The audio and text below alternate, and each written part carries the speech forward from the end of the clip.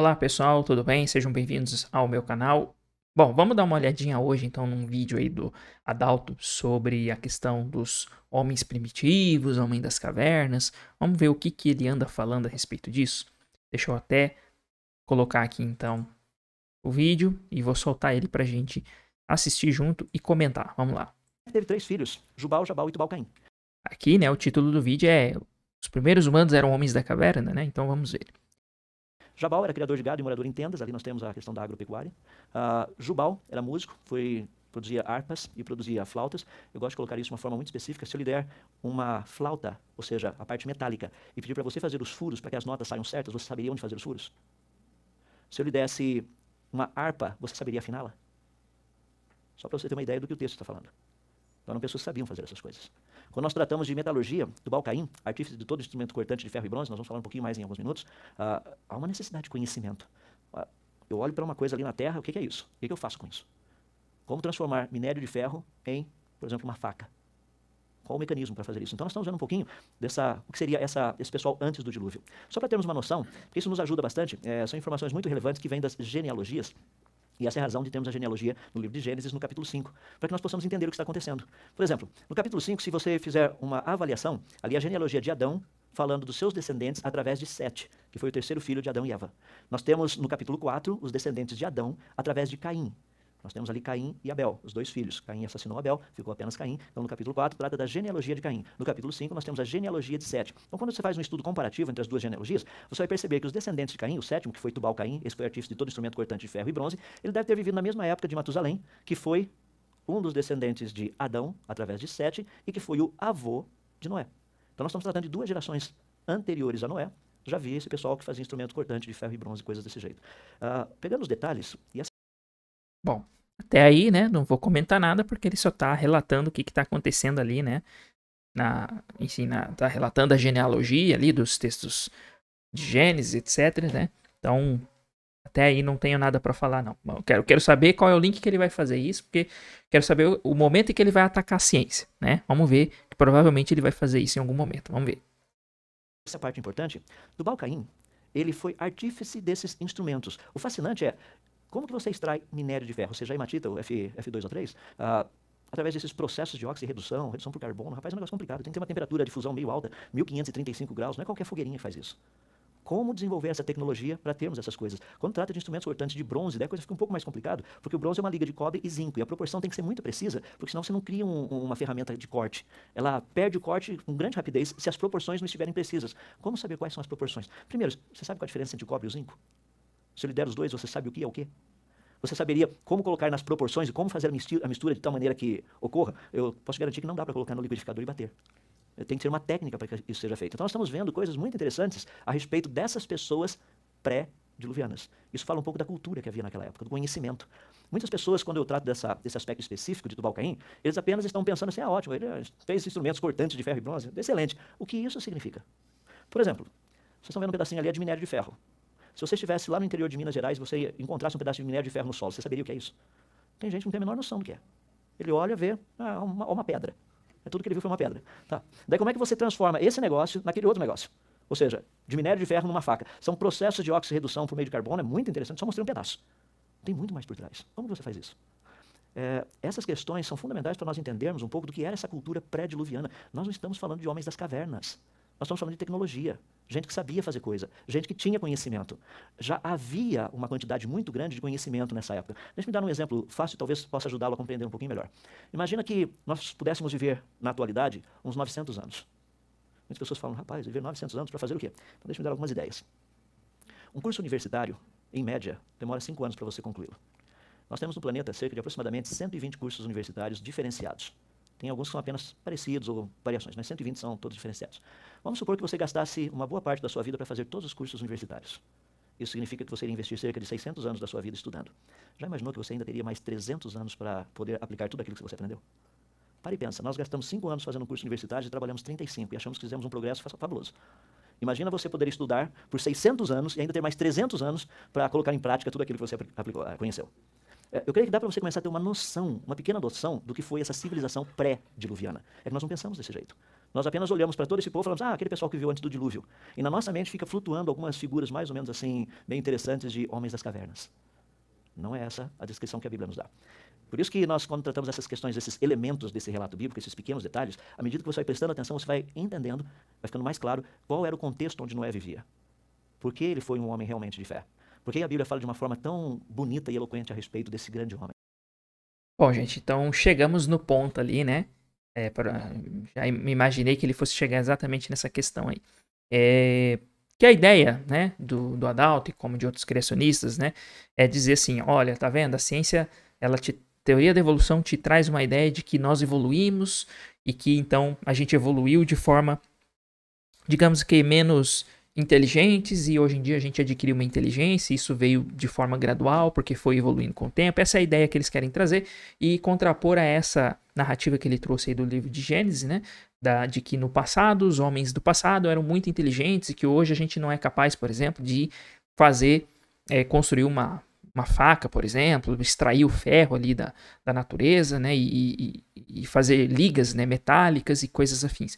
E de fato, né, muitos de nós não somos capazes disso, né? Só que o ponto, né, que ele distorce, que ele quer trazer ali, é trazer a falsa ideia de que então a ciência está errada, a teoria da evolução está errada porque ela fala de digamos que uma evolução a partir de um homem primitivo, né, até chegar num homem mais moderno, avançado e etc. Né? Então, isso contradiz o que a gente vê no texto bíblico, porque a gente vê o contrário. O homem lá atrás, primitivo, era muito inteligente. E, portanto, está refutada a teoria da evolução. É claro que isso é uma grande besteira, né, gente? Porque, veja só, primeiro que a teoria da evolução não trata de... não é um aspecto, não é base da teoria da evolução, fala de evolução humana, né? Isso, eu já vi, inclusive, o Adalto falar isso, né? Mas isso não é verdade. Na verdade, a teoria da evolução só propõe que as formas de vida, então, elas evoluem com o tempo, no sentido de sofrerem descendência, né, terem descendência com modificação, a seleção natural, mutação, deriva genética, que são alguns mecanismos, fluxo de genes entre populações, né, seriam esses mecanismos aí principais que atuam nessa modificação das populações ao longo das gerações. E aí a gente aplica a teoria da evolução para entender a evolução de grupos, né, da vida, né, de várias formas de vida que existiram no nosso planeta, né, e de formas de vida atual também. Tá? Bem, então veja só. Claro que quando a gente olha assim para algumas atividades humanas antigas, hoje em dia nós estamos acostumados com um mundo completamente modificado. Então sim, obviamente você não é capaz, eu não sou capaz de fazer uma faca. Como o próprio Adalto disse no exemplo dele, eu não sou capaz de furar, pegar uma flauta, pegar um bambu, seja lá o que for, para poder construir um instrumento musical e colocar os furinhos no lugar certo. Realmente eu não sou capaz disso. Né? Muitos de nós não somos capazes de fazer isso. Né? Mas é claro que não somos capazes, porque nós vivemos num contexto em que essa mudança, né, essa evolução, eu vou usar o termo evolução no sentido de mudança aqui, já ocorreu, né? Então, os homens do passado, ao mesmo tempo que eles tinham essas grandes habilidades, né? Os seres humanos de 5.000 anos atrás, de 6, 7.000 anos atrás, tinham essas habilidades de fazer essas coisas, fazer instrumentos cortantes, instrumentos musicais. Eles, da mesma forma que eles tinham essas habilidades e nós não temos hoje, eu e você, a gente também não tem habilidade de construir, por exemplo, um carro, né? Eu não tenho essa habilidade de construir um carro. Eu não tenho a habilidade de construir um computador, né? Porque quando a gente olha para os indivíduos, individualmente, a gente realmente não tem essa habilidade, né? Talvez um ou outro indivíduo tenha a habilidade de construir um instrumento musical, um ou outro individualmente tenha, né? Mas a grande maioria das pessoas realmente não tem, porque... Enfim, isso se desenrolou na história da humanidade, né? Com o tempo, com o passar do tempo, e é assim mesmo, esse é o processo, né? A gente acaba desenvolvendo habilidades, pessoas diferentes desenvolvem habilidades diferentes e acabam, então, consolidando aquele tipo de conhecimento, e aquele conhecimento com o tempo vai se modificando também, né? Ele vai se aprimorando com o tempo. Tá? Então, sim, da mesma forma que hoje eu não sou capaz de construir uma flauta, também não sou capaz de construir um computador, um celular, né? Ou seja, isso não significa que não exista essa mudança, não exista esse progresso que ocorre ao longo da nossa história de melhoria, por exemplo, de tecnologias. Tanto é que a gente tem evidências da arqueologia e da paleoantropologia de que sim, essa mudança ela ocorreu de forma progressiva, né, com o tempo, né, de forma gradual. Então a gente olha para o registro arqueológico ou paleontológico de, sei lá, vamos colocar de 15 mil anos, 10 mil anos atrás, há mais ou menos 12 mil anos atrás, estávamos começando a nos desenvolver em grupos, né, a viver em grupos que ficavam então assentados em locais e se utilizar então da terra para poder produzir alimento, para poder plantar, né, os nossos próprios alimentos, para poder cuidar dos nossos próprios animais, domesticar os animais, né, e utilizar inclusive esses animais na nossa alimentação. Então a gente já estava saindo mais ou menos há 12 mil anos atrás de um modo de vida de caçador-coletor para o modo de vida sedentário, né? Que é quando, então, temos essa chamada revolução agrícola, né? Que começa a ocorrer em várias partes do mundo. Tá? Então, quer dizer, antes a gente tinha um modo de vida e depois a gente passou a ter outro. Mudamos, né? Como sociedade, como grupo, e melhoramos muitas coisas, melhoramos a nossa qualidade de vida, inclusive por conta disso, né? Agora nós temos vida sedentária, né? Mas não dependemos mais, por exemplo, de ter que sair de um local para o outro de tempos em tempos, atrás de caça, atrás de coleta de frutos e etc. Né?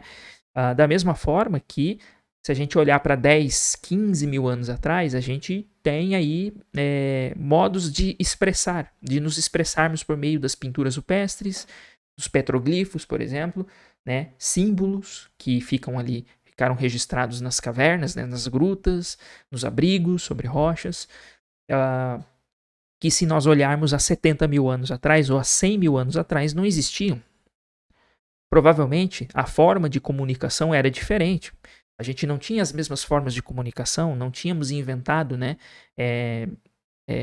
formas de vocalizar, né, de se comunicar por meio de fonemas, né, por meio de símbolos, né, há, por exemplo, 100 mil anos ou 150 mil anos. Talvez a forma como a gente se comunicava era muito diferente da forma como a gente se comunicava há 10, a 15 mil anos. Né? Ou seja, então é normal, isso é um processo normal de modificação. Quer ver outro exemplo? Em relação a construções. Há 20 mil anos atrás a gente não tinha capacidade de construir grandes monumentos, né? Mas, por exemplo, já talvez há 10 mil anos, se não me falha a memória, acho que uma das construções mais antigas, né, de monumentos mais antigos que fica na Turquia, eu acho que tem 10 ou 12 mil anos, depois eu vou procurar direito e colocar aqui para vocês, tá? Direitinho a idade dessa construção.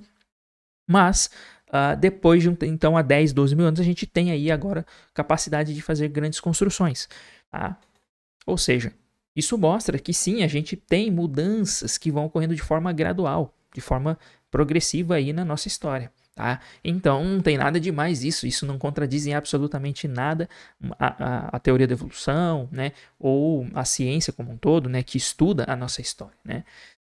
E sim, e quando a gente olha para esses homens lá do passado, né? Aqui eu não estou nem levando em consideração a história lá dos personagens bíblicos, né? Que, enfim, podem não ter existido, são personagens bíblicos de uma mitologia, mas vamos pensar o seguinte, levar em consideração que no passado existiram homens, pessoas que sim, que criaram instrumentos musicais, né, que foram artesãos, foram criadores, por exemplo, de ferramentas, né, aprenderam a manusear, por exemplo, metais para fazer, né, ferramentas com os metais, por exemplo, e tudo isso não é uma tarefa fácil, eu não seria capaz de fazer, né, e muitos de nós não seríamos capazes, mas em determinada época, na época que começamos a manusear isso, por exemplo, não sabíamos construir carros, não sabíamos construir computadores. E hoje nós sabemos, né? Assim como humanidade, não como indivíduo. Indivíduo eu não sei fazer isso. Muitos de nós não sabemos. Mas como humanidade, como grupo, agora a gente sabe. Né?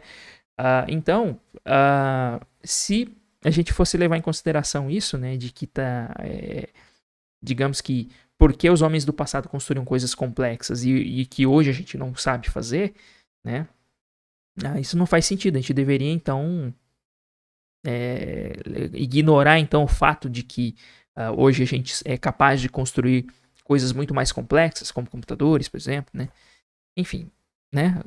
O Adalto, ele quer trazer ali uma perspectiva, né? Uma perspectiva de que está errado o que a ciência diz, porque a ciência diz que nós evoluímos de pessoas primitivas, de homens primitivos, e que isso não é verdade, né? Então, trazer aquela figura, digamos assim, que tem no imaginário popular, né, do homem das cavernas, né, de um ser menos inteligente, né? Isso de fato teve em algum momento da história, né? De fato, a gente não se comunicou da mesma forma como a gente se comunicava no passado, né? Então a gente teve sim essas mudanças, a gente passou por esses estágios, né? E isso tudo é algo que foi se acumulando, são mudanças que foram ocorrendo e foram se acumulando ao longo do tempo e chegou onde chegou hoje. Agora, não é porque eu, indivíduo, não sei fazer uma faca, por exemplo, ou eu não sei construir um megalito, por exemplo, como no Stonehenge lá, ou sei lá onde, eu não sei construir uma pirâmide, né? Isso não significa, então, que não houve essa mudança, essa melhora, né, de tecnologia, né? E que no passado a tecnologia era mais rudimentar do que a atual, né? Não significa que isso não seja verdade, tá? Apesar de muitas tecnologias do passado, sim, demandarem muito conhecimento das pessoas que faziam aquilo, inclusive conhecimento de geometria, de matemática. Tá, caiu aqui um raio agora.